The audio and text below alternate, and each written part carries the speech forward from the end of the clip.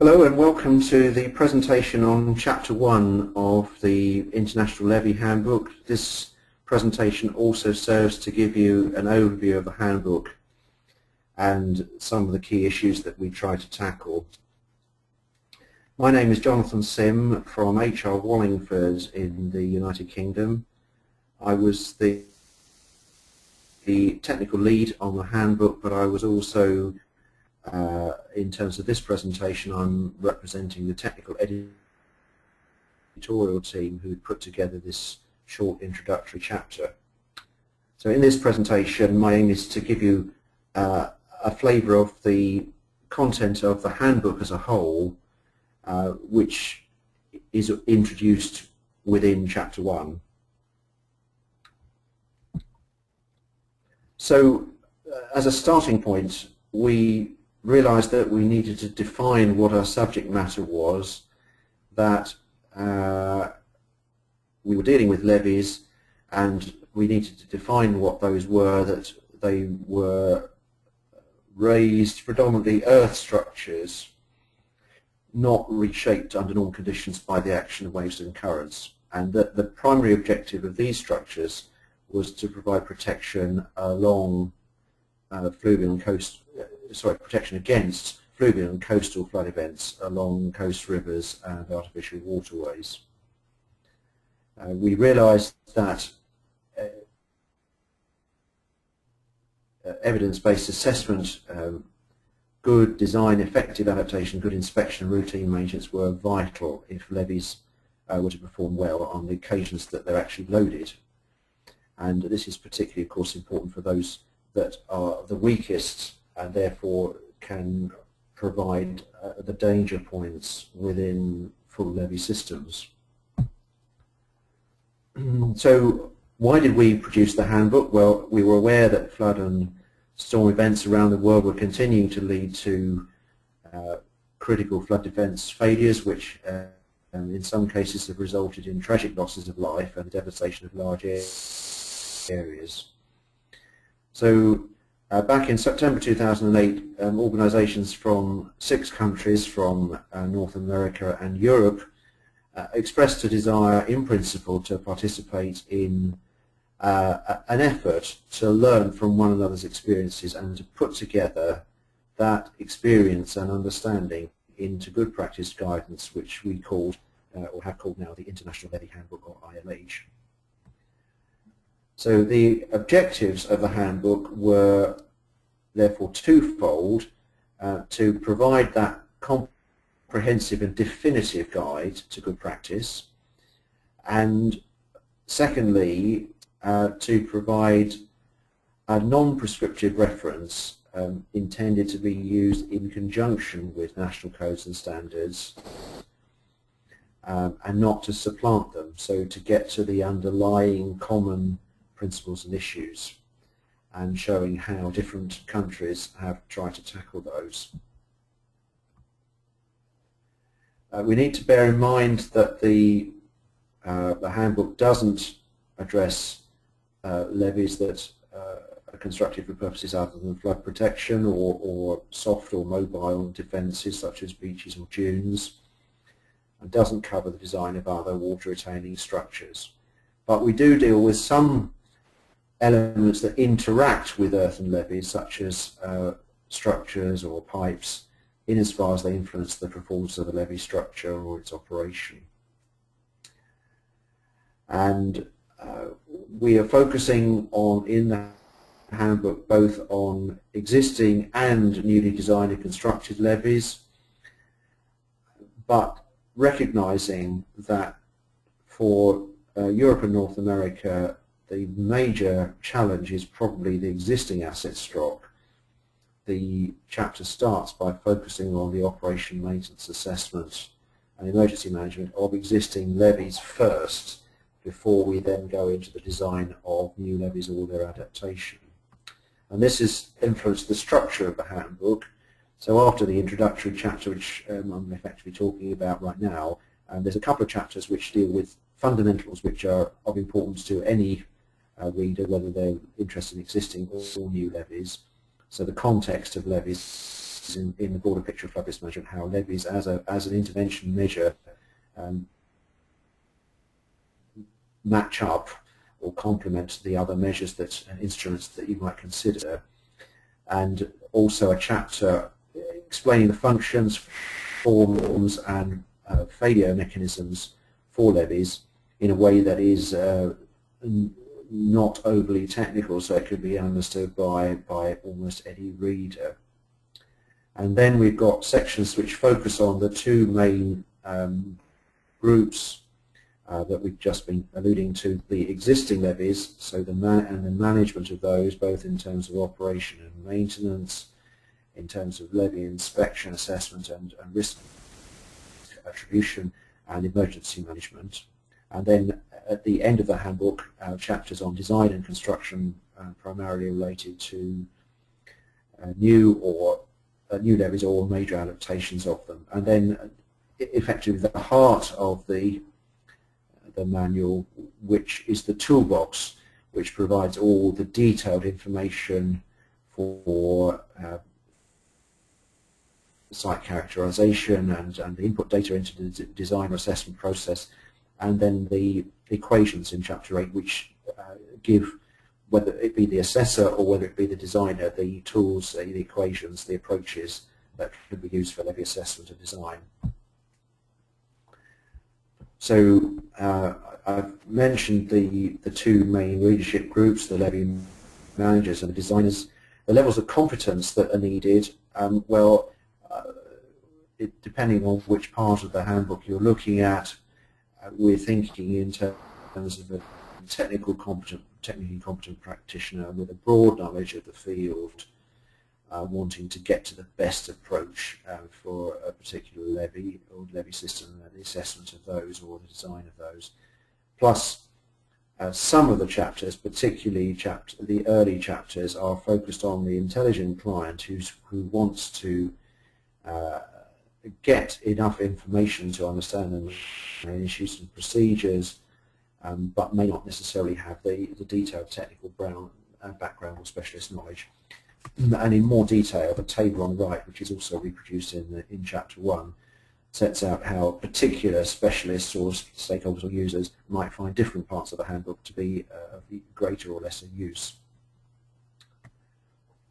So this slide sort of sets out the way that the team was set up. It's probably best if I start with essentially the working level, which is that there was a technical editorial team and one representative from each country, and they guided the chapter production process. Each chapter was led by a particular individual who was the formal chapter lead and did all the organisation of that chapter, often with a counterpart from another country, and then had a whole number of enthusiastic specialists and practitioners who provided input to them. And that whole process was project managed by Syria in the UK, and I myself acted as technical lead to try to guide the whole technical process and interface both with Syria but also with the Executive Steering Board, which had representatives from each of the participating countries, and acted as a point of reference in the case of issues arising which needed addressing. We did also have a dispute review board, but we never actually had to make use of that. At the national level, on the left-hand side of the diagram, we had a backup at that level. Although the team was very well integrated, so the chapter leaders, for example, were spread across the various countries, we did make sure that national views were represented, and so there were project representatives from each country. There was often a national backing group and so on, that made sure that there was appropriate balance in the representation from the various countries, and that particular issues that were very important to a particular country were represented in the final output of the handbook. In the process of producing the handbook, as I move on to the second part of this presentation, we come on to just a few of the many issues that we looked at and tried to tackle as we got involved in the production of the handbook. And those are listed here, and I'm just going to go through each of those now in turn. So the first one was really understanding what failure means, and we realized it was important to distinguish between structural failure, mechanisms such as deterioration, damage, or other that lead to a breach in the levee, and a hydraulic failure, which was basically something where you've got overtopping or overflow, or even through flow at a hydraulic elevation or coastal wave condition that was below the design standard but didn't actually cause the damage or breach. So this is like a performance failure. And with these terms that we came up with, deterioration, damage and breach, seem to be really important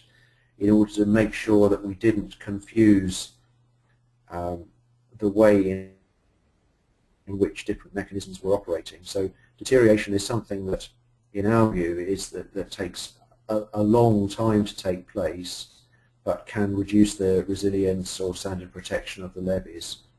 It's also linking back to the management side. It's generally that which is best managed by a good maintenance practices, such as are described in Chapter 4 of the Handbook.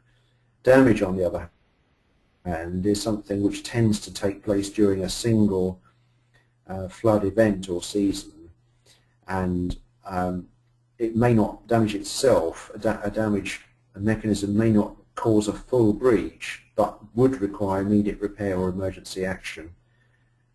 In order to get breach itself, sometimes you have to have one or two or even three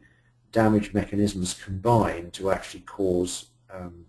a full breach where water passes from the flood side of the levee to the land side. So time and the causation links are particularly critical to understand in this regard, in distinguishing between this kind of rates and links in these processes. The second element that we that thinking about deterioration, damage and breach enables us to understand is how that understanding links to the actual levee management cycle. This diagram on the right hand side here you'll find in several places in the handbook, and it shows how you routinely operate around the outer circle at the bottom of the right hand picture, where you're going through a routine management loop. You're monitoring, inspecting, assessing performance, identifying actions, carrying out repairs, and so on around that loop. And that's clearly linked to the maintenance type activity. But occasionally you may have to spin off that, either due to a severe flood event which causes damage, or because you carried out some kind of assessment which shows that for some reason the strength or performance of the levee has dropped dramatically and therefore requires urgent attention. And that then leads you into the inner loop. So that includes those emergency interventions, including managing the levees during the flood events themselves. And then the final way in which the thinking about structural failure can come into it is if there's something about the functional objectives or performance indicators which change, or there's some change in the external loading, maybe due to climate change, or there's some change in the population behind the levee that are being, that the levee is designed to be in place for, and those can lead to a need to change the level or structure of the levee to match those change conditions. Another issue is the importance of risk. I mentioned earlier on that we took a risk-based approach, and it's really important to understand that levies will mitigate risk. They don't eliminate it entirely. They have to be part of a bigger package of measures that can be considered in any kind of flood risk management planning, and those measures and the stepping down of the risk that they can deliver are indicated on the right-hand side of the slide. And of course, how the balance of those washes out in a particular case is something which has to be negotiated at a local or regional level.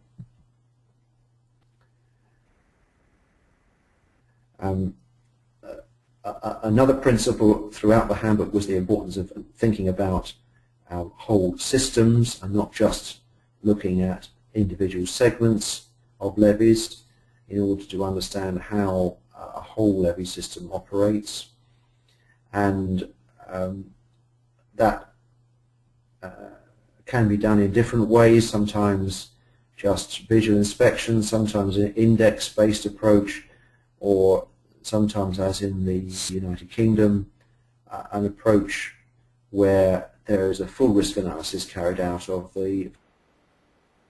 flood systems and looks at the reliability of the levees through fragility curves, which represent, for different conditions of the levee, the performance under varying hydraulic loading.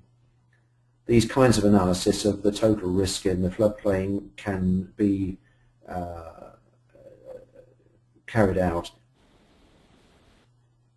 or a part of the analysis at the end can reverse calculate the amount of that risk in the floodplain that's associated with any individual levee segment, and this can be useful in prioritising which levee segments need the most urgent attention. And the diagram on the bottom right shows a map in which the red histogram indicates those levees which have got the highest risk of failure and therefore need the most urgent attention. Another principle that we tried to bring into that was a tiered approach, so that the amount of effort that's put into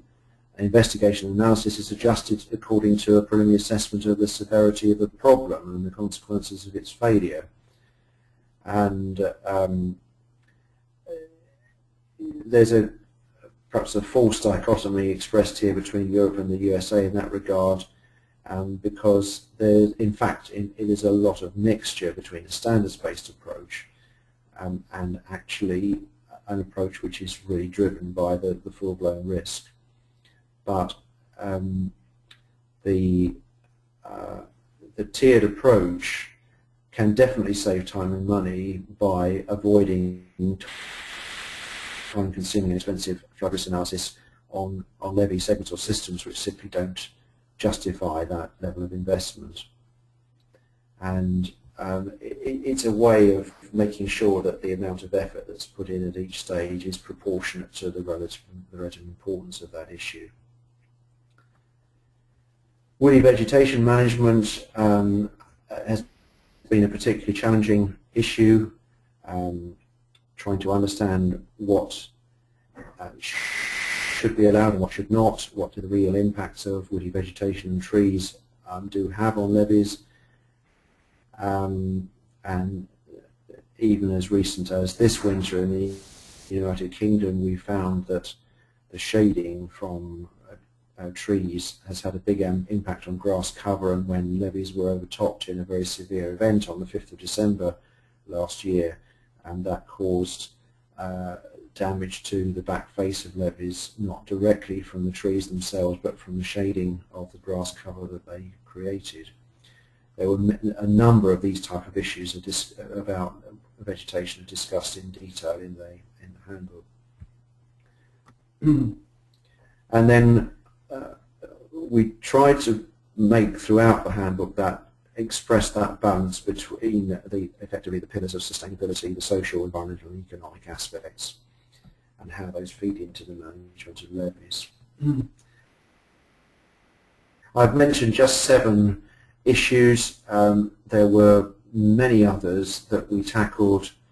Of those that I've listed here, possibly one of the biggest challenges and possibly one of the biggest achievements of the handbook was to pull together the hydraulics and hydrology disciplines and the geotechnics disciplines to ensure that they're talking to one another, and the handbook reflects the fact that levee design and management practice has to span both of those disciplines in a comprehensive way, and not mentioned here also the subject of morphology or geomorphology as well. The project was a fantastic international collaboration. These slides have been taken from several of the events that took place in different countries, site visits, discussion fora, and bottom right is actually a ceremony in the beautiful City Hall of Arles in France, where the formal presentation to senior flood risk management leaders of the final product of the handbook was made. When we were putting together the handbook, we tried to use some basic drivers of principles as to how we went about doing that, and the idea was to tease out, given that we were not providing a handbook that was going to be mandatory or legally binding on any one country, what was critically important was to pull out the principles and issues which were common to all the countries, and that all specialists from all countries recognised were the important things to be thinking about. But alongside those, we have made an endeavour to list out the methods that you can use to tackle these issues and examples of their application. And across that, we recognise a hierarchy of methods from, on the one hand, rules of thumb through to computational models on the other. So given that basic philosophy, we obviously made sure that the main methodology text didn't relate to one particular country and was generalized, and we sought, where we were putting together examples, we made sure that they came from different countries, and there was a reasonable spread in that regard. And indeed, we recognised that after the handbook was produced, or beforehand indeed, that there might be country-specific guidance. In fact, in the United Kingdom, we've just finished the production of some guidance on how the application of Eurocode 7 on geotechnics should be applied to levees in the context of the United Kingdom. And many other countries have got similar kinds of guidance either produced or underway. And it's been great to see how the International Levee Handbook has been a spur and an underpinning exercise to support that kind of activity in